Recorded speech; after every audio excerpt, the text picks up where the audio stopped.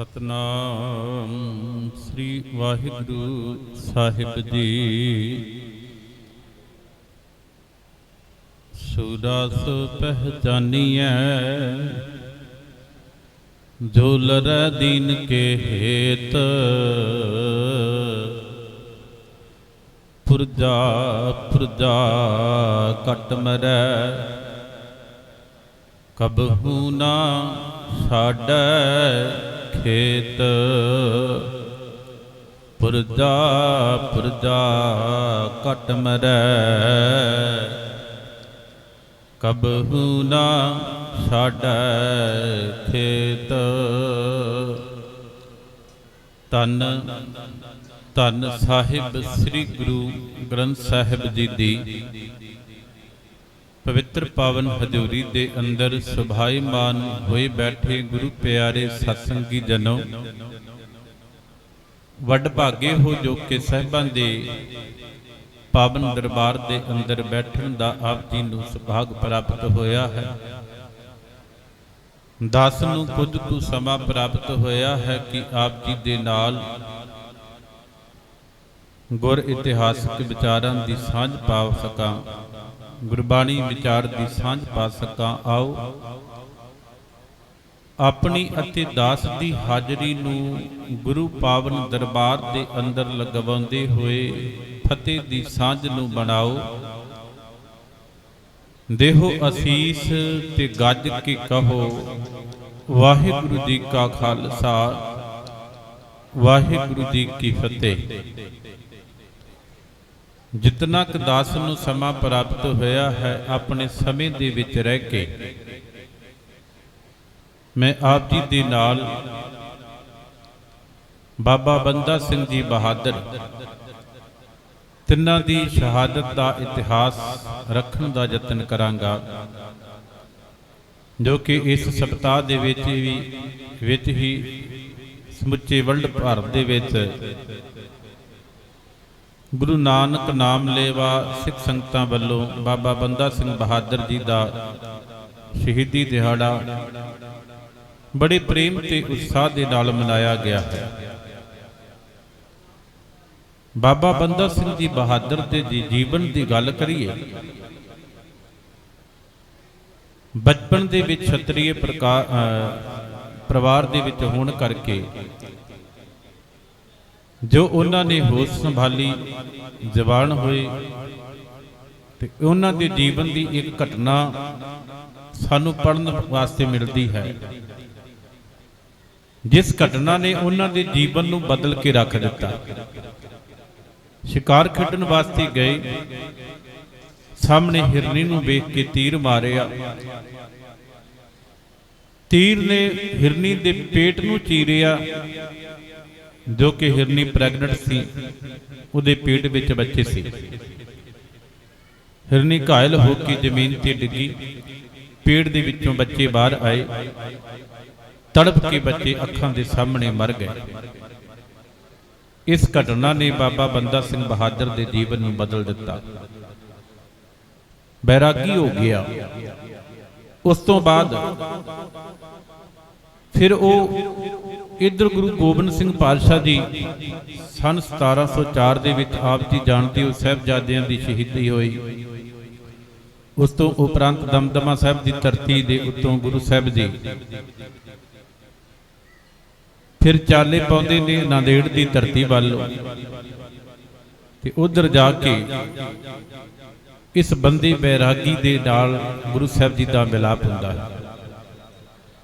इन्हें अपनियां रिद्धियां सिद्धियां दी इतिहास कहता है कि गुरु साहिब जी नूं दिखाउण दा यतन कीता, गुरु साहिब जी दे पलगे नूं पलटण दा यतन कीता, पर गुरु साहिब जी दे सामने इहदियां रिद्धियां सिद्धियां नहीं चलियां। आखिरकार गुरु साहिब जी इहदे नाल गलबात करदे ने, पुछदे भाई कौन है तू? कहंदा जी मैं तुहाडा बंदा। पातशाह जी आप कौन हो? तो गुरु साहब जी मुस्कुरा के कहते दशवेश पिता जी कहते आप ही देख ला। जो इसने अंतर ध्यान होकर देखा तो ढह के चरणा ते डिग पिया। आप जी गुरु गोबिंद सिंह जी महाराज और उत्थे फिर जाके जो गुरु के चरणों ते डिग्गा तो फिर इतिहास कहता गुरु साहब जी ने उत्थे इनू बंदा बनने वास्ते कहा, बई तू बंदा है, बहादुर भी है। और गुरु साहब जी ने इस खंडे बाटे की पाहुल दे के 5 तीर बख्शे नाल सिख दिते। इनू पता लगा गुरु साहब जी के परिवार दी शहीदियां दा, और ये नांदेड़ वदी धरती वालों चलता है। पंजाब आके इसने सडौरा फतेह किया। इन्हें सरहंद दे विच आके जिथे गुरु साहब जी के बच्चों नूं नीहां विच चिणिया गया सी, इस सरहंद नूं फतेह किया और अपने सिख राज नूं स्थापित किया। आप जी जानते हो गुरु साहब जी की बख्शिश लैके जदों पंजाब वाल आया और इन्हें आके जदों सरहंद नूं फतेह किया, सरहंद नूं फतेह करन तों उपरंत इन्हें सरहंद नूं अपनी राजधानी नहीं बनाया, जदों राज कायम किया। पिछले जदों अंदोलन चल रहा सी ते अंदोलन दे विच अक्सर उन्हां दिनां दे विच हर स्टेज के उत्तों जदों अंदोलन की गल की जाती सी, किसानां की गल की जाती सी, जमीनां की गल की जाती सी, ते इह गल स्टेजां तो बोली जाती सी कि सानू जमीनां दे मालक बनाउण वाला बाबा बंदा सिंह बहादुर है, जिन्हें राज स्थापित करके सानू जमीनां दे मालक बनाया। और बाबा बंदा सिंह बहादुर ने अपना राज स्थापित किया। सरहंद नूं अपनी राजधानी ना बना के लोहगढ़ के किले दे उत्ते इन्हें कब्जा करके ते उत्थे अपनी राजधानी बना के उत्थों फिर सिक्का इन्हें अपने राज का स्थापित किया, पर अपने नां का सिक्का स्थापित नहीं किया। बाबा बंदा सिंह बहादुर जी ने अपने नाम का सिक्का नहीं चलाया। जदों भी कोई बादशाह बैठता है तो वह अपने नाम का सिक्का चलाता है। जदों बंदा सिंह बहादुर राज स्थापित करता तो सिक्का बाबा बंदा सिंह बहादुर भी चलाता है, पर सिक्के दे उत्ते मोहर की है। सिक्का जद पर हर दो आलम तेग नानक, इस सिक्के दे उत्ते लिखिया कि गुरु नानक नाम दा सिक्का चलाया, जिहड़ा दोवां आलमां दा मालक है, अपने नाम का सिक्का नहीं चलाया। बाबा बंदा सिंह बहादुर जी ने बहुत वड्डियां जित्तां हासिल कीतियां पंजाब की धरती के उत्ते। जब बाबा बंदा सिंह जी के राज की गल करिए तो बहुत लंबा समा जिहड़ा पुराना राज स्थापित सी मुगलों का, उस राज की जड़ पुट के खालसा राज की स्थापित की, सिख राज की स्थापित की। और बाबा बंदा सिंह बहादुर के राज दे विच केवल ये नहीं सी कि सिखां नूं सम्मान मिलता सी, केवल फौजी सिख रखे जाते सी, नहीं सब का सत्कार किया जाता सी। मुसलमान भी बहुत सारे बाबा बंदा सिंह जी की फौज के विच शामिल होंदे सी, उन्हां नूं तनख्वाहां दूजिआं नाल होर भी वध दित्तियां जांदियां सी। भाव कि हलेमी वाला राज सी। और उस जदों इन्हां आके सरहंद नूं फतेह किया, फिर सरकार दे नाल टक्करा सी। सरकार कदों देखदी है कि साडे बराबर कोई आके राज स्थापित कर जाए, क्योंकि शुरू तो साडे सिख धर्म के खिलाफ सरकारां लड़दियां आ रही ने, सानू दबाउण की कोशिश की जाती है। जिस गुरु गोबिंद सिंह पातशाह जी नूं सरकारां दबाउण वास्ते गुरु साहब जी के परिवार दीयां शहादतां हो गईयां, इन्ना जुल्म होया, बहुत सारे कतल होए, शहीदियां होईयां, पर उस तो बाद फिर गुरु दा खालसा उठ के राज स्थापित करदा है। बाबा बंदा सिंह बहादुर नूं दबाउण वास्ते बहुत वड्डे यत्न कीते गए, बहुत वड्डा घेरा बाबा बंदा सिंह बहादुर नूं पाउण वास्ते लम्मा चिर घेरा पिया रहा। और लंबे घेरे तो बाद उस किले दे विच जिथे लम्मा घेरा सी, इतिहास कहंदा कि बाबा बंदा सिंह बहादुर नाल सिख ने जदों किले दे विच खाण लई कुछ नहीं मिलिया ਤੇ ਉਸ ਕਿਲੇ ਦੇ ਵਿੱਚ ਗੁਰੂ ਦੇ ਸਿੱਖਾਂ ਨੂੰ ਆਪਣੇ ਪੱਟਾਂ ਦਾ ਮਾਸ ਕੱਢ ਕੇ ਖਾਣਾ ਪਿਆ। ਭੁੱਖ ਨੂੰ ਮਿਟਾਉਣ ਵਾਸਤੇ ਭੁੱਖ ਦੇ ਨਾਲ ਲੜਨਾ ਪਿਆ, ਬਾਹਰ ਵੈਰੀ ਨਾਲ ਲੜਨਾ ਪਿਆ। ਆਖਿਰਕਾਰ ਬਾਬਾ ਬੰਦਾ ਸਿੰਘ ਬਹਾਦਰ ਦੀ ਗ੍ਰਿਫਤਾਰੀ ਹੁੰਦੀ ਹੈ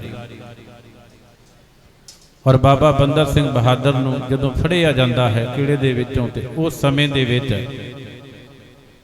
ਬਾਬਾ ਬੰਦਾ ਸਿੰਘ ਜੀ ਦੀ ਫੌਜ ਜਿਹੜੀ ਸੀ, ਸਿੱਖ ਫੌਜ ਸੀ, ਬੜੀ ਕਮਜ਼ੋਰ ਹੋ ਚੁੱਕੀ ਸੀ, ਕਿਉਂਕਿ ਖਾਣ ਵਾਸਤੇ ਲੰਮਾ ਚਿਰ ਕੁਝ ਮਿਲਿਆ ਨਹੀਂ, ਸਰੀਰ ਨਿਡਾਲ ਹੋ ਚੁੱਕੇ ਸਨ। 60,000 ਫੌਜ ਦਾ ਘੇਰਾ ਲੰਮਾ ਸਮਾਂ ਪਿਆ ਰਿਹਾ, ਪਰ ਫਿਰ ਜਦੋਂ ਬਾਬਾ ਬੰਦਾ ਸਿੰਘ ਬਹਾਦਰ ਨੂੰ ਫੜਿਆ ਗਿਆ ਲੰਮੇ ਘੇਰੇ ਤੋਂ ਬਾਅਦ, 8 ਮਹੀਨੇ ਦੇ ਘੇਰੇ ਤੋਂ ਬਾਅਦ, ਔਰ ਫਿਰ ਦੇਖਦੇ ਨੇ ਸਰਕਾਰੀ ਅਹਿਲਕਾਰ ਜਿਹੜੇ ਸਨ, ਕੀ ਦੇਖਦੇ ਨੇ ਕਿ ਇੰਨਾ ਲੰਮਾ ਘੇਰਾ ਪਾਇਆ ਗਿਆ, ਇੰਨੇ ਲੰਮੀ ਫੌਜ, ਬਹੁਤ ਵੱਡੀ ਚੜ੍ਹਾਈ ਗਈ, ਪਰ ਜੇ ਬਾਬਾ ਬੰਦਾ ਸਿੰਘ ਬਹਾਦਰ ਨੂੰ ਫੜਿਆ ਕੇਵਲ 300 ਸਿੱਖ ਨਾਲ ਸਨ। ਔਰ ਫਿਰ ਇੱਕ ਚਿੱਠੀ ਲਿਖੀ ਗਈ, ਅਬਦੁਲ ਸਮੁੰਦ ਖਾਨ ਵੱਲੋਂ ਚਿੱਠੀ ਲਿਖੀ ਗਈ। ਇਹਨੇ ਆਪਣੇ ਪੁੱਤਰ ਜ਼ਕਰੀਆ ਖਾਨ ਨੂੰ ਕਹਿ ਕੇ ਚਿੱਠੀ ਲਿਖਵਾਈ ਫਰਕਸੀਅਰ ਨੂੰ ਕਿ ਬਾਬਾ ਬੰਦਾ ਸਿੰਘ ਬਹਾਦਰ ਤੇ ਸਿੱਖਾਂ ਨੂੰ ਅਸੀਂ ਪਕੜ ਲਿਆ, ਜੇ ਤੁਸੀਂ ਕਹੋ ਤੇ ਤੁਹਾਡੇ ਕੋਲ ਪੇਸ਼ ਕੀਤਾ ਜਾਵੇ, ਜੇ ਕਹੋ ਤੇ ਇੱਥੇ ਉਹਨਾਂ ਨੂੰ ਸ਼ਹੀਦ ਕਰ ਦਿੱਤਾ ਜਾਵੇ। ਫਰਕਸੀਅਰ ਕਹਿੰਦਾ ਨਹੀਂ, ਇਹਨਾਂ ਨੂੰ ਤੁਸੀਂ ਸ਼ਹੀਦ ਨਹੀਂ ਕਰੋਗੇ, ਇਹਨਾਂ ਨੂੰ ਲੈ ਕੇ ਤੁਸੀਂ ਦਿੱਲੀ ਆਓ, ਮੇਰੇ ਕੋਲ ਪੇਸ਼ ਕਰੋ। ਔਰ ਜਦੋਂ ਅਬਦੁਲ ਸਮੁੰਦ ਖਾਨ ਨੂੰ ਫਿਰ ਅੱਗੋਂ ਚਿੱਠੀ ਆਈ ਹੈ ਫਰਕਸੀਅਰ ਦੀ, ਅੱਗੋਂ ਸੁਨੇਹਾ ਆਇਆ ਹੈ ਕਿ ਨਹੀਂ, ਇੱਥੇ ਤੁਸੀਂ ਸਜ਼ਾਈ ਨਹੀਂ ਦਿਓਗੇ, ਬਾਬਾ ਬੰਦਾ ਸਿੰਘ ਬਹਾਦਰ ਨੂੰ ਜਿਹੜੇ ਸਿੱਖ ਤੁਸੀਂ ਫੜੇ ਨੇ, ਇਹਨਾਂ ਨੂੰ ਲੈ ਕੇ ਤੁਸੀਂ ਦਿੱਲੀ ਆ ਕੇ ਪੇਸ਼ ਹੋਵੋ। ਔਰ ਉੱਥੇ ਫਿਰ ਜ਼ਕਰੀਆ ਖਾਨ ਦੇ ਨਾਲ ਸਲਾਹ ਕਰਦਾ ਹੈ ਅਬਦੁਲ ਸਮੁੰਦ ਖਾਨ। ਜ਼ਕਰੀਆ ਖਾਨ ਦੇ ਨਾਲ ਜਦੋਂ ਸਲਾਹ ਹੋਈ ਤੇ ਫਿਰ ਸਲਾਹ ਕੀ ਹੁੰਦੀ ਹੈ? ਸਲਾਹ ਹੁੰਦੀ ਕਿ ਐਡਾ ਲੰਮਾ ਘੇਰਾ, ਇੰਨੀ ਫੌਜ ਚੜੀ ਹੈ, ਔਰ ਇੰਨੀ ਫੌਜ ਚੜਾਉਣ ਦੇ ਬਾਵਜੂਦ ਲੰਮੇ ਘੇਰੇ ਤੋਂ ਬਾਅਦ ਜਾ ਕੇ ਫਰਕਸੀਅਰ ਨੂੰ ਮੂੰਹ ਕੀ ਦਿਖਾਵਾਂਗੇ ਕਿ ਕਿੰਨੇ ਕੁ ਸਿੱਖਾਂ ਨੂੰ ਫੜਿਆ, ਬਾਬਾ ਬੰਦਾ ਸਿੰਘ ਬਹਾਦਰ ਦੇ ਨਾਲ ਕਿੰਨੀ ਕੁ ਵੱਡੀ ਫੌਜ ਸੀ, ਉੱਥੇ ਜਾ ਕੇ ਸਾਨੂੰ ਸ਼ਰਮਿੰਦਗੀ ਦਾ ਮੂੰਹ ਵੇਖਣਾ ਪਏਗਾ।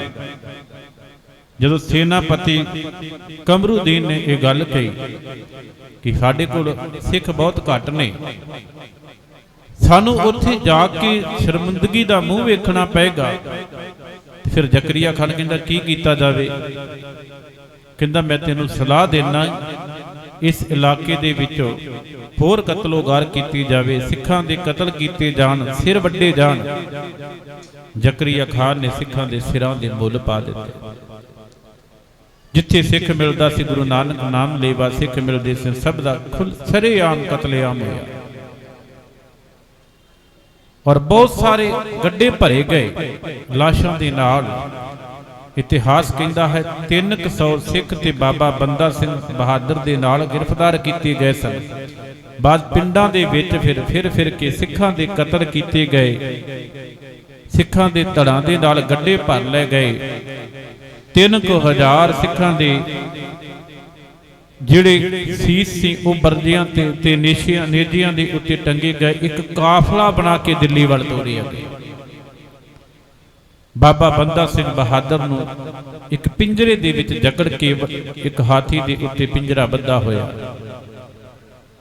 ਬਾਬਾ ਬੰਦਾ ਸਿੰਘ ਬਹਾਦਰ ਦੀ ਧਰਮ ਪਤਨੀ ਬੀਬੀ ਸੁਸ਼ੀਲ ਕੌਰ ਹੈ, ਉਹ ਇੱਕ ਘੋੜੇ ਤੇ ਉਹਨੂੰ ਬੱਧਾ ਹੋਇਆ ਹੈ, ਨਾਲ ਛੋਟਾ ਜਿਹਾ ਬੱਚਾ, 3.25 ਸਾਲ ਦਾ ਬੱਚਾ। ਬਾਬਾ ਜੈ ਸਿੰਘ ਬਾਬਾ ਬੰਦਾ ਸਿੰਘ ਬਹਾਦਰ ਦਾ ਪੁੱਤਰ ਗ੍ਰਿਫਤਾਰ ਕੀਤਾ ਗਿਆ, ਸਿੱਖਾਂ ਨੂੰ ਨਾਲ ਗ੍ਰਿਫਤਾਰ ਕੀਤਾ ਗਿਆ, ਔਰ 3000 ਸੀਸ ਜਿਹੜੇ ਸੀ ਸਿੱਖਾਂ ਦੇ ਉਹ ਨੇਜਿਆਂ ਦੇ ਉੱਤੇ ਟੰਗੇ ਗਏ, ਇੱਕ ਦਹਿਸ਼ਤ ਫੈਲਾਉਣ ਵਾਸਤੇ ਕਿ ਅੱਗੇ ਤੋਂ ਕਿ ਉੱਠਣ ਦੀ ਜ਼ਰੂਰਤ ਨਾ ਕਰੇ। 700 ਗੱਡਾ ਇਤਿਹਾਸ ਕਹਿੰਦਾ ਹੈ ਕਿ ਸਿੱਖਾਂ ਦੇ ਧੜਾਂ ਦੇ ਨਾਲ, ਸੀਸਾਂ ਦੇ ਨਾਲ 700 ਗੱਡਾ ਲੋਡ ਕਰਕੇ ਲੱਦਿਆ ਗਿਆ ਤੇ ਦਿੱਲੀ ਵੱਲ ਤੋਰਿਆ ਗਿਆ। ਜਦੋਂ ਇਹ ਜਲੂਸ ਦਿੱਲੀ ਵਿੱਚ ਪਹੁੰਚਾ ਬਾਬਾ ਬੰਦਾ ਸਿੰਘ ਬਹਾਦਰ ਨੂੰ ਉਹਨਾਂ ਦੀ ਇੱਕ ਤਰ੍ਹਾਂ ਬੇਅਦਬੀ ਕੀਤੀ ਗਈ। ਪਹਿਲੋਂ ਉਹਨਾਂ ਨੂੰ ਘੁਮਾਇਆ ਗਿਆ ਸਰਹੰਦ ਦੇ ਵਿੱਚ। ਵੇਖੋ ਇਹਨੇ ਆ ਕੇ ਸਰਹੰਦ ਨੂੰ ਫਤਿਹ ਕੀਤਾ ਸੀ, ਆਪਣਾ ਰਾਜ ਸਥਾਪਿਤ ਕੀਤਾ ਸੀ। ਅੱਜ ਇੱਕ ਸਿੱਖ ਜਰਨੈਲ ਨੂੰ ਅਸੀਂ ਕੈਦ ਕਰਕੇ, ਕਿਵੇਂ ਬੇੜੀਆਂ ਪਾ ਕੇ, ਕਿਵੇਂ ਇੱਕ ਪਿੰਜਰੇ ਵਿੱਚ ਕੈਦ ਕਰਕੇ, ਕਿਵੇਂ ਸਿੱਖਾਂ ਦੇ ਸਿਰਾਂ ਨੂੰ ਅਸੀਂ ਨੇਜਿਆਂ ਤੇ ਟੰਗ ਕੇ ਘੁਮਾ ਰਹੇ। ਫਿਰ ਇਹ ਜਥਾ ਇੱਕ ਦਿੱਲੀ ਵੱਲ ਤੋਰਿਆ ਗਿਆ। ਜਦੋਂ ਜਥਾ ਦਿੱਲੀ ਵਿੱਚ ਪਹੁੰਚਾ, ਇਹ ਜਲੂਸ ਦੇ ਰੂਪ ਦੇ ਵਿੱਚ ਉੱਥੇ ਵੀ ਸਾਡੀ ਕੌਮ ਦੀ ਬੇਅਦਬੀ ਕੀਤੀ ਗਈ। ਲੋਕਾਂ ਨੂੰ ਦਿਖਾਇਆ ਗਿਆ ਕਿ ਦੇਖੋ ਸਿੱਖ ਜਰਨੈਲ ਜਾਂ ਸਿੱਖ ਬਾਦਸ਼ਾਹ ਕਹਿ ਲਈਏ ਬਾਬਾ ਬੰਦਾ ਸਿੰਘ ਬਹਾਦਰ ਜਿਹਨੇ ਆਪਣਾ ਰਾਜ ਸਥਾਪਿਤ ਕੀਤਾ ਸੀ। ਵੇਖੋ ਕਿਸ ਤਰ੍ਹਾਂ ਅਸੀਂ ਬੇੜੀਆਂ ਪਾ ਕੇ, ਕਿਸ ਤਰ੍ਹਾਂ ਇਹਨੂੰ ਜਕੜ ਕੇ ਪਿੰਜਰੇ ਵਿੱਚ ਕੈਦ ਕਰਕੇ, ਕਿਸ ਤਰ੍ਹਾਂ ਇਹ ਜਿਨ੍ਹਾਂ ਦੇ ਉੱਤੇ ਮਾਣ ਕਰਦਾ ਸੀ ਸਿੱਖ ਸਿਪਾਹੀਆਂ ਦੇ ਉੱਤੇ, ਇਹਦੇ ਸਿੱਖਾਂ ਦੇ ਸਿਰ ਨੇਜਿਆਂ ਤੇ ਟੰਗੇ ਗਏ, ਗੱਡਿਆਂ ਤੇ ਧੜ ਲੱਦੇ ਗਏ ਤੇ 700 ਗੱਡੇ ਲੱਦ ਕੇ ਦਿੱਲੀ ਵੱਲ ਲਿਆਂਦੇ ਗਏ। ਔਰ ਦਿੱਲੀ ਲਿਆ ਕੇ ਫਿਰ ਸੈਨਾਪਤੀ ਪੁੱਛਦਾ ਹੈ ਫਰੋਕਸੀਅਰ ਨੂੰ ਹੁਣ ਕੀ ਕੀਤਾ ਜਾਵੇ। ਫਰੋਕਸੀਅਰ ਕਹਿੰਦਾ ਇਹਨਾਂ ਨੂੰ ਕੈਦ ਕੀਤਾ ਜਾਵੇ। ਸਿੱਖਾਂ ਨੂੰ ਅੱਡ ਕੈਦ ਕੀਤਾ ਗਿਆ।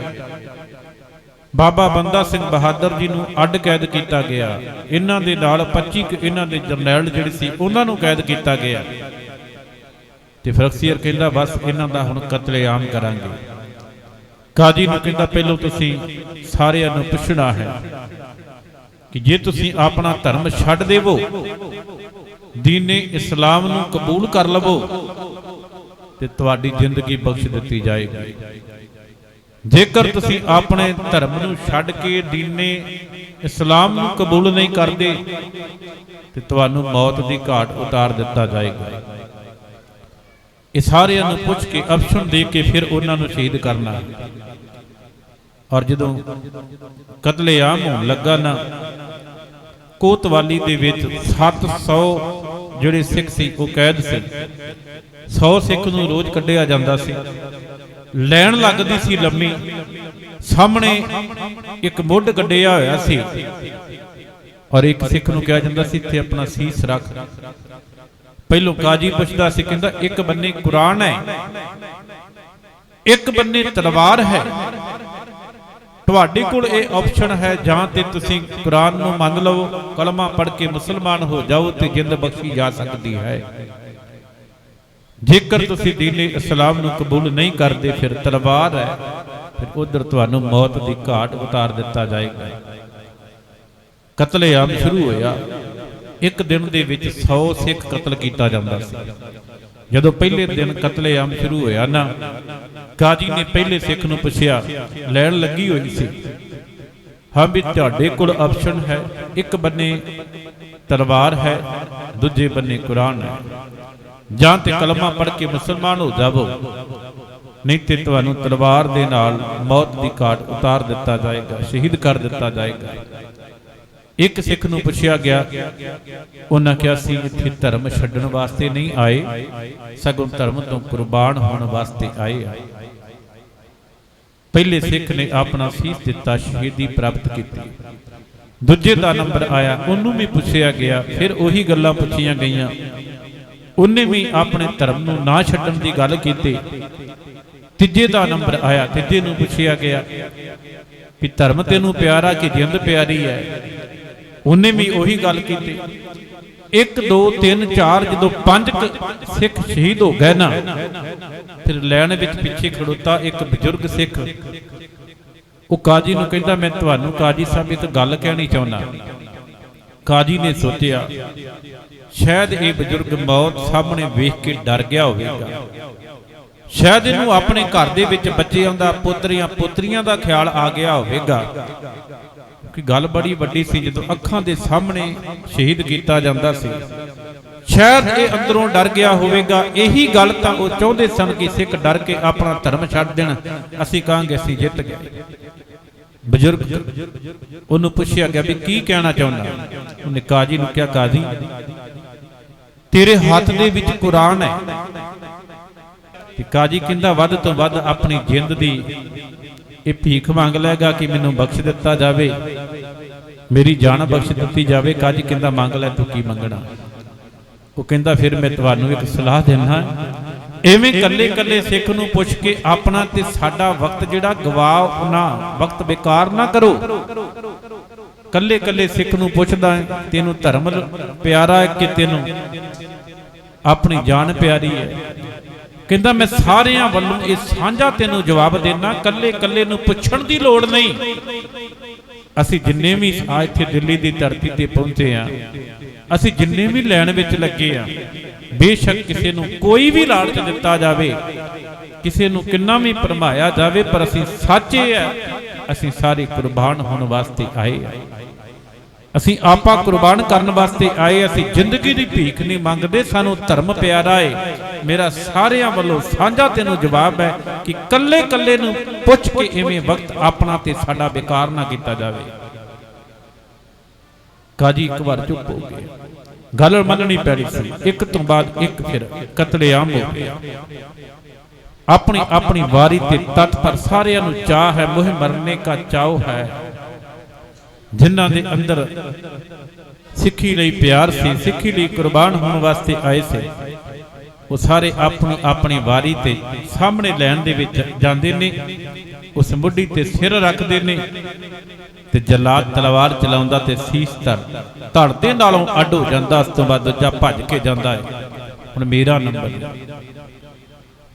ਇਸੇ ਤਰ੍ਹਾਂ ਚੱਲਦਾ ਰਿਹਾ। ਇੱਕ ਦਿਨ ਦੇ ਵਿੱਚ 100 ਸਿੱਖਾਂ ਨੂੰ ਸ਼ਹੀਦ ਕੀਤਾ ਜਾਂਦਾ ਸੀ।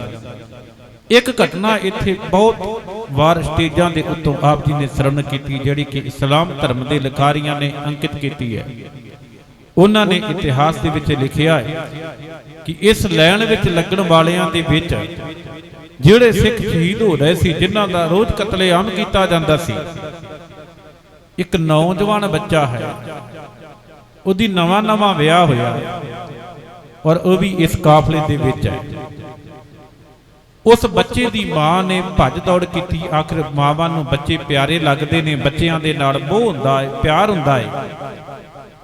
ਉਸ ਮਾਂ ਨੇ ਭੱਜ ਦੌੜ ਕੀਤੀ ਫਰਕਸੀਅਰ ਤੱਕ ਕਿ ਮੇਰਾ ਬੱਚਾ ਜਿਹੜਾ ਹੈ ਉਹ ਸਿੱਖ ਨਹੀਂ ਹੈ, ਮੇਰੇ ਬੱਚੇ ਦੀ ਜਿੰਦ ਨੂੰ ਬਖਸ਼ ਦਿੱਤਾ ਜਾਵੇ, ਮੇਰੇ ਬੱਚੇ ਦੀ ਉਹਨੂੰ ਕੁਰਬਾਨ ਨਾ ਕੀਤਾ ਜਾਵੇ। ਉਹ ਤੇ ਐਵੇਂ ਬੰਦਾ ਸਿੰਘ ਬਹਾਦਰ ਦੇ ਨਾਲ ਪਕੜ ਕੇ ਲੈ ਆਏ ਨੇ, ਮੇਰਾ ਬੱਚਾ ਸਿੱਖ ਨਹੀਂ ਹੈ।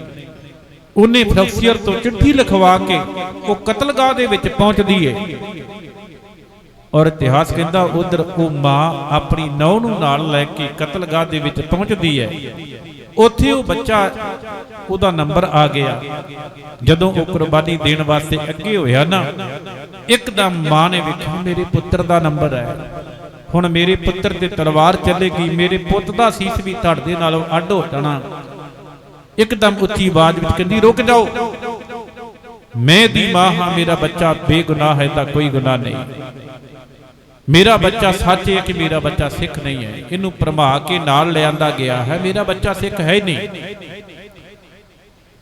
ਹੁਣ ਜਦੋਂ ਵੇਖਿਆ ਕਾਜੀ ਨੇ ਇੱਕ ਬੱਚੇ ਦੀ ਮਾਂ ਆਈ ਹੈ, ਉਹਨੇ ਕਿਹਾ ਪੁੱਤਰਾ ਮੈਂ ਬੜੀ ਭੱਜ ਦੌੜ ਕੀਤੀ ਹੈ, ਮੇਰੇ ਸਿਰ ਦਾ ਸਾਈਂ ਤੇਰੇ ਬਚਪਨ ਦੇ ਵਿੱਚ ਸਾਨੂੰ ਛੱਡ ਕੇ ਚੱਲ ਗਿਆ ਸੀ, ਮੈਂ ਤੈਨੂੰ ਪਿਆਰ ਦੇ ਨਾਲ ਪਾਲਿਆ, ਮੈਨੂੰ ਆਸ ਸੀ ਤੂੰ ਜਵਾਨ ਹੋਏਗਾ, ਮੇਰੀ ਅੰਸ਼ ਚੱਲੇਗੀ, ਮੇਰਾ ਘਰ ਚੱਲੇਗਾ, ਬੜੇ ਚਾਈ ਤੇਰਾ ਵਿਆਹ ਕੀਤਾ ਪੁੱਤਰਾ, ਇੱਕ ਵਾਰ ਕਹਿ ਦੇ ਮੈਂ ਸਿੱਖ ਨਹੀਂ, ਤੇਰੀ ਜਾਨ ਬਖਸ਼ ਦਿੱਤੀ ਜਾਏਗੀ। ਵੇਖ ਮੈਂ ਪੱਤਰਕਾਰ ਲਿਖਵਾ ਕੇ ਲੈ ਕੇ ਆਈ ਆ। ਔਰ ਉੱਥੇ ਫਰਕਸੀਅਰ ਨੇ ਇਹ ਗੱਲ ਕਹੀ ਸੀ ਕਿ ਜਾ ਕੇ ਇਹ ਕਾਜੀ ਨੂੰ ਚਿੱਠੀ ਦੇ ਦਿਆ, ਜੇ ਤੇਰਾ ਪੁੱਤ ਕਹਿ ਦੇ ਕਿ ਮੈਂ ਸਿੱਖ ਨਹੀਂ ਤੇ ਤੇਰੇ ਪੁੱਤ ਦੀ ਜਾਨ ਬਖਸ਼ ਦਿੱਤੀ ਜਾਏਗੀ। ਇਤਿਹਾਸ ਕਹਿੰਦਾ ਮਾਂ ਤਰਲੇ ਲੈਂਦੀ ਹੈ, ਪੁੱਤਰਾ ਮੇਰੇ ਵੱਲ ਵੇਖ, ਆ ਮੇਰੀ ਨੌਂ ਔਰ ਤੇਰੀ ਧਰਮ ਪਤਨੀ, ਇਹਦੇ ਹੱਥਾਂ ਦੇ ਵਿੱਚ ਪਏ ਹੋਏ ਚੂੜੇ ਵੱਲ ਵੇਖ, ਸਾਡੇ ਸਿਰ ਦੇ ਉੱਤੇ ਤੇਰਾ ਸਹਾਰਾ ਹੈ, ਤੇਰੇ ਨਾਲ ਸਾਡੀ ਦੁਨੀਆ ਵਸਦੀ ਹੈ, ਇੱਕ ਵਾਰ ਕਹਿ ਦੇ ਕਿ ਮੈਂ ਸਿੱਖ ਨਹੀਂ, ਮੈਂ ਆਪਣਾ ਧਰਮ ਛੱਡਣ ਵਾਸਤੇ ਤਿਆਰ ਹੈ, ਤੇਰੀ ਜਿੰਦ ਬਖਸ਼ ਦਿੱਤੀ ਜਾਏਗੀ। ਔਰ ਇਤਿਹਾਸ ਕਹਿੰਦਾ ਉਸ ਬੱਚੇ ਨੇ ਇਹ ਕਹਿ ਦਿੱਤਾ ਕਿ ਇਹ ਮਾਂ ਜਿਹੜੀ ਕਹਿ ਰਹੀ ਹੈ ਕਿ ਮੈਂ ਤੇਰੀ ਮਾਂ ਹਾਂ, ਜਿਹੜੀ ਮੈਨੂੰ ਕਹਿ ਰਹੀ ਹੈ ਤੂੰ ਕਹਿ ਦੇ ਮੈਂ ਸਿੱਖ ਨਹੀਂ, ਸੱਚ ਹੈ ਮੇਰੀ ਮਾਂ ਨਹੀਂ, ਮੈਨੂੰ ਜਾਣਦਾ ਨਹੀਂ। ਔਰ ਤੁਸੀਂ ਦੇਰੀ ਨਾ ਕਰੋ, ਮੈਨੂੰ ਸ਼ਹੀਦ ਕੀਤਾ ਜਾਵੇ। ਇਹ ਜੋ ਸਾਹਮਣੇ ਖਲੋ ਕੇ ਮੈਨੂੰ ਮਾਂ ਕਹਿ ਰਹੀ ਹੈ ਕਿ ਮੈਂ ਤੂੰ ਮੇਰਾ ਪੁੱਤਰ ਹੈ ਔਰ ਮੈਨੂੰ ਧਰਮ ਤੋਂ ਡਲਾਉਣ ਦੀ ਕੋਸ਼ਿਸ਼ ਕਰ ਰਹੀ ਹੈ ਔਰ ਮੈਂ ਇਹਨੂੰ ਮਾਂ ਨਹੀਂ ਮੰਨਦਾ, ਮੇਰੀ ਮਾਂ ਨਹੀਂ। ਇੱਕ ਗਾਣਾ, ਇੱਕ ਕਵਿਤਾ ਬੜੀ ਫੇਮਸ ਹੋਈ ਸੀ, ਮੇਰੀ ਮਾਂ ਝੂਠ ਬੋਲਦੀ ਹੈ ਅਸੀਂ ਸਰਦਾਰ ਹੁੰਨੇ ਆ। ਉਹਨੇ ਕਿਹਾ ਮੇਰੀ ਮਾਂ ਝੂਠ ਬੋਲਦੀ ਹੈ, ਇਹ ਗੱਲ ਮੈਂ ਨਹੀਂ ਕਹਿ ਸਕਦਾ ਕਿ ਮੈਂ ਸਰਦਾਰ ਨਹੀਂ, ਮੈਂ ਸਿੱਖ ਨਹੀਂ, ਸੱਚ ਹੈ ਮੈਂ ਸਿੱਖ ਹਾਂ ਤੇ ਮੈਨੂੰ ਮੌਤ ਤੋਂ ਕੋਈ ਵੀ ਡਰ ਨਹੀਂ। ਉਸ ਬੱਚੇ ਨੇ ਵੀ ਆਪਣੀ ਸ਼ਹਾਦਤ ਪ੍ਰਾਪਤ ਕੀਤੀ। 100 ਬੰਦੇ ਦਾ ਰੋਜ਼ ਕਤਲੇਆਮ ਹੁੰਦਾ ਹੈ, 100 ਬੰਦੇ ਨੂੰ ਰੋਜ਼ ਸ਼ਹੀਦ ਕੀਤਾ ਜਾਂਦਾ ਹੈ। ਇੱਕ ਦਿਨ, 2 ਦਿਨ, 3 ਦਿਨ, 4 ਦਿਨ, 5 ਦਿਨ, 6, 7 ਦਿਨ ਇਹ ਕਤਲੇਆਮ ਚੱਲਿਆ। 7 ਦਿਨ ਤੱਕ ਸਿੱਖਾਂ ਦੀਆਂ ਸ਼ਹੀਦੀਆਂ ਹੁੰਦੀਆਂ ਰਹੀਆਂ। 100 ਬੰਦਾ ਰੋਜ਼ ਸ਼ਹੀਦ ਕੀਤਾ ਜਾਂਦਾ। ਫਿਰ ਨੰਬਰ ਆਉਂਦਾ ਹੈ ਬਾਬਾ ਬੰਦਾ ਸਿੰਘ ਬਹਾਦਰ ਦਾ। ਇਹਨਾਂ ਨੂੰ ਕੋਤਵਾਲੀ ਦੇ ਵਿੱਚ ਕਤਲ ਨਹੀਂ ਕੀਤਾ ਗਿਆ। ਬਾਬਾ ਬੰਦਾ ਸਿੰਘ ਬਹਾਦਰ ਜੀ ਨੂੰ ਉੱਥੇ ਸ਼ਹੀਦ ਨਹੀਂ ਕੀਤਾ ਗਿਆ। ਇਹਨਾਂ ਨੂੰ ਉੱਥੋਂ ਕੱਢ ਕੇ ਬਖਤਿਆਰ ਕਾਕੀ ਦੀ ਦਰਗਾਹ ਵਾਲੇ ਸਥਾਨ ਤੇ ਲਿਆ ਕੇ, ਉਹਦੇ ਨੇੜੇ ਲਿਆ ਕੇ, ਜਿੱਥੇ ਬਹਾਦਰ ਸ਼ਾਹ ਦੀ ਉੱਥੇ ਕਬਰ ਸੀ ਨਾ, ਉੱਥੇ ਲਿਆ ਕੇ ਸ਼ਹੀਦ ਕਰਨ ਦਾ ਉਹਨਾਂ ਫੈਸਲਾ ਕੀਤਾ।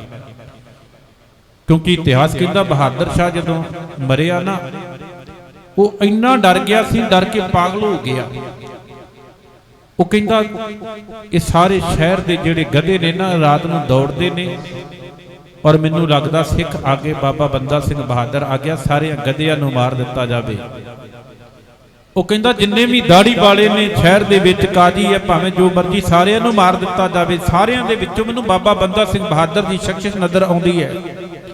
ਪਾਗਲ ਹੋ ਕੇ ਮਰਿਆ ਤੇ ਫਰਕਸੀਅਰ ਨੇ ਫੈਸਲਾ ਕੀਤਾ ਕਿ ਉਹਨਾਂ ਦਾ ਮੰਨਣਾ ਹੈ ਕਿ ਜਿਹੜਾ ਬੰਦਾ ਜਿਸ ਤੋਂ ਡਰ ਤੋਂ ਪਾਗਲ ਹੋ ਕੇ ਮਰ ਗਿਆ, ਇਸ ਬਹਾਦਰ ਸ਼ਾਹ ਦੀ ਕਬਰ ਦੇ ਲਾਗੇ ਜੇ ਬਾਬਾ ਬੰਦਾ ਸਿੰਘ ਬਹਾਦਰ ਨੂੰ ਸ਼ਹੀਦ ਕੀਤਾ ਜਾਏਗਾ ਤੇ ਫਿਰ ਬਹਾਦਰ ਸ਼ਾਹ ਦੀ ਆਤਮਾ ਨੂੰ ਸ਼ਾਂਤੀ ਮਿਲੇਗੀ।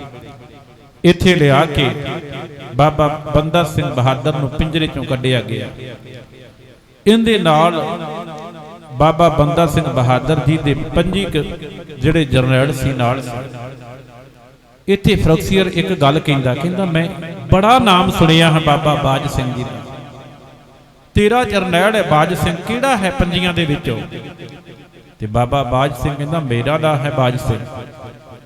ਤੇ ਫਰਕਸੀਅਰ ਕਹਿੰਦਾ ਮੈਂ ਤੇਰੀ ਬਹਾਦਰੀ ਦੇ ਚਰਚੇ ਬੜੇ ਸੁਣੇ ਆ, ਤੇਰੇ ਸਰੀਰ ਦੇ ਵਿੱਚ ਜਾਨ ਨਹੀਂ ਰਹੀ, ਭੁੱਖੇ ਪਿਆਸੇ ਰਹਿ ਕੇ ਤੇਰਾ ਸਰੀਰ ਲੱਕੜੀ ਹੱਡੀਆਂ ਦੀ ਮੁੱਠ ਬਣ ਗਿਆ ਤੇ ਮੈਂ ਤੇਰੀ ਬਹਾਦਰੀ ਨੂੰ ਪਰਖਣਾ ਚਾਹੁੰਦਾ ਹਾਂ। ਤੇ ਬਾਬਾ ਬਾਜ ਸਿੰਘ ਕਹਿੰਦਾ ਜੇ ਮੇਰੀ ਬਹਾਦਰੀ ਨੂੰ ਪਰਖਣਾ ਚਾਹੁੰਦਾ, ਸਾਨੂੰ ਬੇੜੀਆਂ ਦੇ ਨਾਲ ਜਕੜਿਆ ਹੋਇਆ ਹੈ ਔਰ ਤੂੰ ਸਾਡੀ ਬਹਾਦਰੀ ਦੀ ਗੱਲ ਕਰਦਾ, ਇੱਕ ਵਾਰ ਖੋਲ ਕੇ ਤਾਂ ਵੇਖ ਫਿਰ ਕੀ ਹੋਇਆ। ਜੇ ਸਾਡੇ ਸਰੀਰ ਨਿਡਾਲ ਹੋ ਗਏ ਨੇ, ਭੁੱਖੇ ਪਿਆਸੇ ਰਹਿ ਕੇ ਅਸੀਂ ਕਮਜ਼ੋਰ ਜ਼ਰੂਰ ਹੋ ਗਏ ਆ, ਪਰ ਸਾਡੇ ਅੰਦਰ ਜਜ਼ਬਾ ਉਹ ਹੀ ਹੈ, ਸਾਡੇ ਅੰਦਰ ਬਾਣੀ ਦੀ ਤਾਕਤ ਅੱਜ ਵੀ ਉਹ ਹੈ। ਫਰਕਸੀਅਰ ਹੱਸ ਕੇ ਆਪਣੇ ਜਵਾਨਾਂ ਨੂੰ ਕਹਿੰਦਾ, ਆਪਣੇ ਜਰਨੈਲਾਂ ਨੂੰ ਕਹਿੰਦਾ ਵੇਖੋ ਕਮਜ਼ੋਰ ਜਿਹਾ ਬੰਦਾ, ਸਰੀਰ ਇਹਦਾ ਹੱਡੀਆਂ ਦੀ ਮੁੱਠ ਰਹਿ ਗਿਆ, ਅਜੇ ਵੀ ਮੰਗਾਰ ਰਿਹਾ ਹੈ। ਤੇ ਬਾਬਾ ਬਾਜ ਸਿੰਘ ਕਹਿੰਦਾ ਇੱਕ ਵਾਰ ਬੇੜੀ ਤੇ ਖੋਲੋ, ਕਹਿੰਦਾ ਇਹਦਾ ਇੱਕ ਹੱਥ ਖੋਲ ਦਿੱਤਾ ਜਾਵੇ। ਸਿਪਾਹੀ ਅੱਗੇ ਵਧੇ, ਬਾਬਾ ਬਾਜ ਸਿੰਘ ਜੀ ਦਾ ਇੱਕ ਹੱਥ ਜਦੋਂ ਖੋਲਿਆ ਨਾ, ਇੱਕਦਮ ਬਾਬਾ ਬਾਜ ਸਿੰਘ ਜੀ ਨੇ ਫੁਰਤੀ ਦੇ ਨਾਲ ਉਸ ਸਿਪਾਹੀ ਦੀ ਤਲਵਾਰ ਨੂੰ ਖੋਹ ਕੇ ਤੇ 1 ਮਿੰਟ ਦੇ ਅੰਦਰ ਲਗਭਗ 13 ਬੰਦੇ ਮੌਤ ਦੇ ਘਾਟ ਉਤਾਰ ਦਿੱਤੇ। ਫਰਕਸੀਅਰ ਇੱਕ ਵਾਰ ਅੰਦਰ ਨੂੰ ਭੱਜ ਗਿਆ। ਖੈਰ ਇਹਦੀ ਫੌਜ ਉੱਥੇ ਸੀ, ਬਾਬਾ ਬਾਜ ਸਿੰਘ ਜੀ ਨੂੰ ਫਿਰ ਉਹਨਾਂ ਨੇ ਕੈਦ ਕਰ ਲਿਆ। ਬਾਬਾ ਬੰਦਾ ਸਿੰਘ ਬਹਾਦਰ ਦੇ ਸਾਹਮਣੇ ਉਹਨਾਂ ਦੇ ਜਰਨੈਲਾਂ ਦੇ ਸੀਸ ਧੜ ਤੋਂ ਅਲੱਗ ਕੀਤੇ ਗਏ। ਅਫਸਰ ਸਾਰਿਆਂ ਨੂੰ ਦਿੱਤਾ ਜਾਂਦਾ ਸੀ, ਧਰਮ ਪਿਆਰਾ ਕਿ ਜਿੰਦ ਪਿਆਰੀ ਹੈ। ਪਰ ਪ੍ਰਾਤਨ ਇਤਿਹਾਸ ਨੂੰ ਜਦੋਂ ਅਸੀਂ ਦੇਖਦੇ ਹਾਂ, ਪੜ੍ਹਦੇ ਹਾਂ, ਅੱਜ ਤੱਕ ਇਹ ਨਹੀਂ ਸੁਣਨ ਨੂੰ ਮਿਲਿਆ ਕਿ ਕਿਸੇ ਨੇ ਇਹ ਕਹਿ ਦਿੱਤਾ ਹੋਵੇ ਕਿ ਮੈਨੂੰ ਜਿੰਦ ਪਿਆਰੀ ਹੈ, ਮੈਂ ਆਪਣਾ ਧਰਮ ਛੱਡ ਕੇ ਇਸਲਾਮ ਨੂੰ ਕਬੂਲ ਕਰ ਲੈਣਾ। ਸਿੱਖ ਇਤਿਹਾਸ ਦੇ ਵਿੱਚ ਐਸੀ ਘਟਨਾ ਸਾਨੂੰ ਮਿਲਣ ਨੂੰ ਬਿਲਕੁਲ ਵੀ ਨਹੀਂ ਮਿਲਦੀ। ਸਾਰਿਆਂ ਨੇ ਕੁਰਬਾਨੀਆਂ ਦਿੱਤੀਆਂ। ਬਾਬਾ ਬੰਦਾ ਸਿੰਘ ਬਹਾਦਰ ਜੀ ਦੇ ਸਾਹਮਣੇ ਸਿੱਖਾਂ ਨੂੰ, ਜਰਨੈਲਾਂ ਨੂੰ ਕਤਲ ਕੀਤਾ ਗਿਆ, ਸ਼ਹੀਦ ਕੀਤਾ ਗਿਆ ਔਰ ਬਾਅਦ ਦੇ ਵਿੱਚ ਬਾਬਾ ਬੰਦਾ ਸਿੰਘ ਬਹਾਦਰ ਦੀ ਵਾਰੀ ਆਉਂਦੀ ਹੈ। ਬਾਬਾ ਬੰਦਾ ਸਿੰਘ ਬਹਾਦਰ ਜੀ ਚੌਂਕੜੀ ਮਾਰ ਕੇ ਬੈਠੇ ਨੇ। ਨੀਵੀਂ ਪਾ ਕੇ ਬੈਠੇ ਨੇ।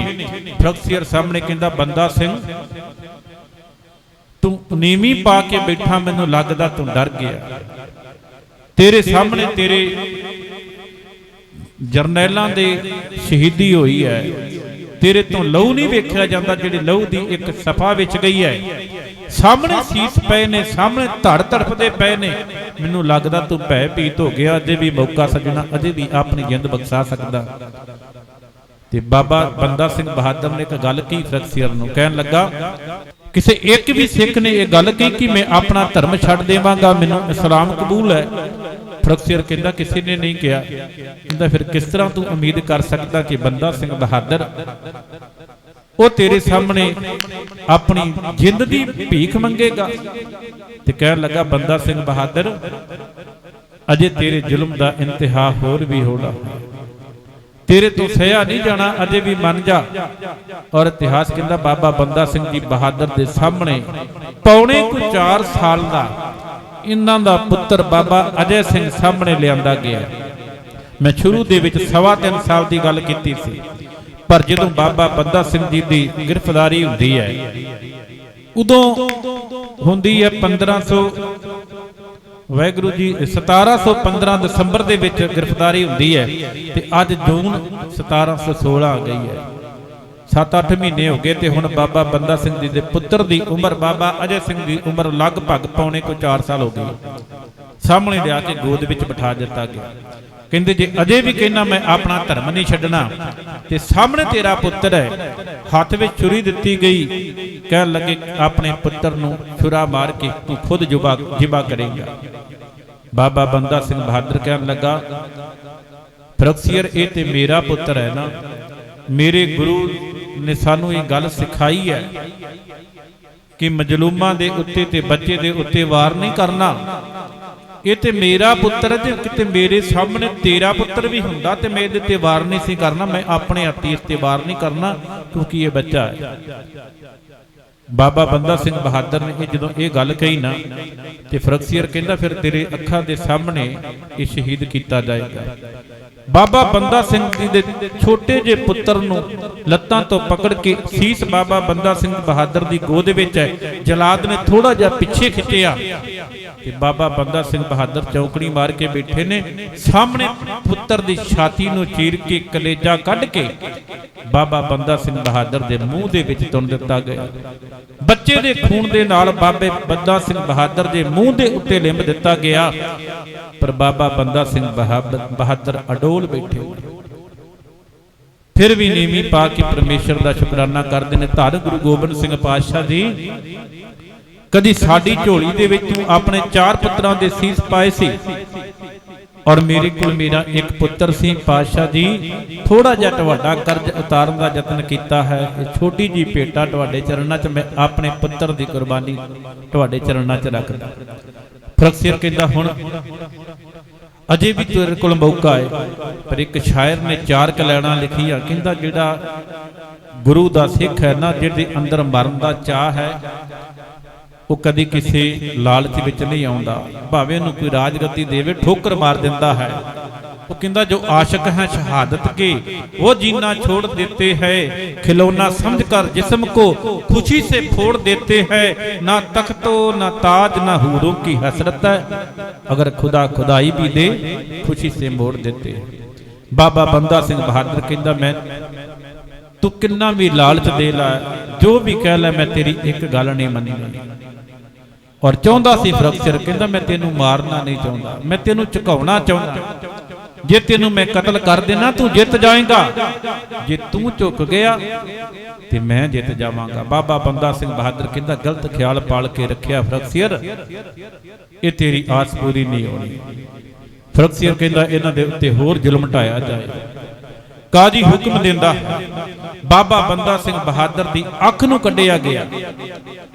बाबा बंदा सिंह बहादुर अडोल बैठे, लत वड्डी गई, हथ वड्डे गए, जमूर तमाए गए, तपाए गए, अग दे विच रख के उन्हां जमूरां दे नाल बाबा बंदा सिंह बहादुर जी ने मास नूं टुंब टुंब के मास नूं तोड़िया गया। जदों असीं गुरु ग्रंथ साहिब जी दी बाणी पढ़दे आ, पाठ करदे ने, एक तुक आउंदी विछो ही जंबूर ਖਵੇ ਨਾ ਮੰਨਣ ਗਾਖੜੇ ਜੇ ਸੋ ਧੜੀ ਮਿਲਨ ਨਾਨਕ ਸੁਖ ਸਮੂਹ ਸੱਚ। ਪਾਤਸ਼ਾਹ ਜੀ ਬਾਣੀ ਦੇ ਵਿੱਚ ਕਹਿੰਦੇ ਨੇ ਸਰੀਰ ਦੇ ਉੱਤੇ ਜਮੂਰਾਂ ਦੇ ਨਾਲ ਮਾਸ ਨੂੰ ਟੁੰਬਿਆ ਜਾਵੇ ਨਾ ਉਹ ਪ੍ਰਵਾਨ ਹੈ। ਪਾਤਸ਼ਾਹ ਜੀ ਜੇ ਤੇਰੀ ਨਜ਼ਰ ਸਾਡੇ ਵੱਲ ਹੋਵੇ, ਜੇ ਤੇਰੀ ਕਿਰਪਾ ਸਾਡੇ ਉੱਤੇ ਹੋਵੇ, ਸਿੱਖ ਦੇ ਉੱਤੇ ਹੋਵੇ ਤੇ ਸਿੱਖ ਦੇ ਸਰੀਰ ਦੇ ਉੱਤੇ ਜੰਬੂਰ ਵੀ ਚੱਲ ਜਾਣ, ਸਿੱਖ ਸਹਾਰ ਜਾਂਦਾ ਹੈ। ਇਸ ਬਾਣੀ ਦੀ ਵਿਆਖਿਆ ਕੀਤੀ ਹੈ ਬਾਬਾ ਬੰਦਾ ਸਿੰਘ ਬਹਾਦਰ ਨੇ ਆਪਣੇ ਸਰੀਰ ਨੂੰ ਜੰਬੂਰਾਂ ਦੇ ਨਾਲ ਤੜਵਾ ਕੇ। ਆਖਿਰਕਾਰ ਬਾਬਾ ਬੰਦਾ ਸਿੰਘ ਬਹਾਦਰ ਜਿਨ੍ਹਾਂ ਨੂੰ 25 ਜੂਨ ਸਨ 1716 ਦੇ ਵਿੱਚ ਸ਼ਹੀਦ ਕੀਤਾ ਗਿਆ, ਪਰ ਉਹਨਾਂ ਨੇ ਸਰਕਾਰਾਂ ਦੇ ਸਾਹਮਣੇ ਆਪਣੇ ਆਪ ਨੂੰ ਸਮਰਪਿਤ ਨਹੀਂ ਕੀਤਾ, ਧਰਮ ਤੋਂ ਕੁਰਬਾਨ ਹੋ ਗਏ। ਆਪਣਾ ਉਹਨਾਂ ਨੇ ਪਰਿਵਾਰ, ਉਹਨਾਂ ਨੇ ਵੀ ਆਪਣਾ ਵਾਰ ਦਿੱਤਾ। ਉਹਨਾਂ ਦੀ ਧਰਮ ਪਤਨੀ ਬੀਬੀ ਸੁਸ਼ੀਲ ਕੌਰ ਸ਼ਹੀਦ ਹੋਈ, ਛੋਟਾ ਜਿਹਾ ਬੱਚਾ ਸਾਹਮਣੇ ਸ਼ਹੀਦ ਕੀਤਾ ਗਿਆ। ਬਾਬਾ ਬੰਦਾ ਸਿੰਘ ਬਹਾਦਰ ਨੇ ਆਪਣੀ ਸ਼ਹਾਦਤ ਦੇ ਦਿੱਤੀ। ਉਹਨਾਂ ਦੀ ਸ਼ਹਾਦਤ ਸਾਨੂੰ ਜ਼ਿੰਦਗੀ ਜੀਣ ਦਾ ਚੱਜ ਦੱਸਦੀ ਹੈ। ਅੱਜ ਅਸੀਂ ਆਪਣਾ ਧਰਮ ਨੂੰ ਛੱਡੀ ਆ ਰਹੇ ਹਾਂ, ਸਾਡੇ ਧਰਮ ਦੇ ਵਿੱਚ ਪਰਪੱਕਤਾ ਨਹੀਂ। ਬਹੁਤ ਸਾਰੇ ਵੀਰ ਕਹਿੰਦੇ ਸਾਨੂੰ ਕੇਸ ਜ਼ਰੂਰੀ ਨਹੀਂ, ਪਰ ਜਦੋਂ ਅਸੀਂ ਪੁਰਾਤਨ ਇਤਿਹਾਸ ਨੂੰ ਪੜ੍ਹਦੇ ਹਾਂ ਨਾ, ਫਿਰ ਸਾਨੂੰ ਪਤਾ ਲੱਗਦਾ ਕਿ ਇਹ ਸਿੱਖੀ ਦੀ ਕੀ ਕੀਮਤ ਹੈ। ਪੁਰਾਤਨ ਇਤਿਹਾਸ ਨੂੰ ਦੇਖੀਏ, ਕਿੰਨੇ ਕਿੰਨੇ ਵੱਡੇ ਲਾਲਚ ਦਿੱਤੇ ਗਏ, ਕਿੰਨੀਆਂ ਸ਼ਹੀਦੀਆਂ ਸਾਡੇ ਧਰਮ ਦੇ ਵਿੱਚ ਹੋਈਆਂ, ਪਰ ਇੱਕ ਵੀ ਸਿੱਖ ਨੇ ਆਪਣਾ ਧਰਮ ਨਹੀਂ ਛੱਡਿਆ। ਅੱਜ ਅਸੀਂ ਥੋੜੇ ਜਿਹੇ ਲਾਲਚ ਦੇ ਵਿੱਚ ਆ ਕੇ ਅਸੀਂ ਕਹਿ ਜਾਂਦੇ ਸਾਨੂੰ ਧਰਮ ਦੀ ਲੋੜ ਨਹੀਂ, ਅਸੀਂ ਕਲੀਨ ਸ਼ੇਪ ਹੋ ਜਾਂਦੇ ਆ, ਸਾਨੂੰ ਕੇਸਾਂ ਦੀ ਲੋੜ ਨਹੀਂ।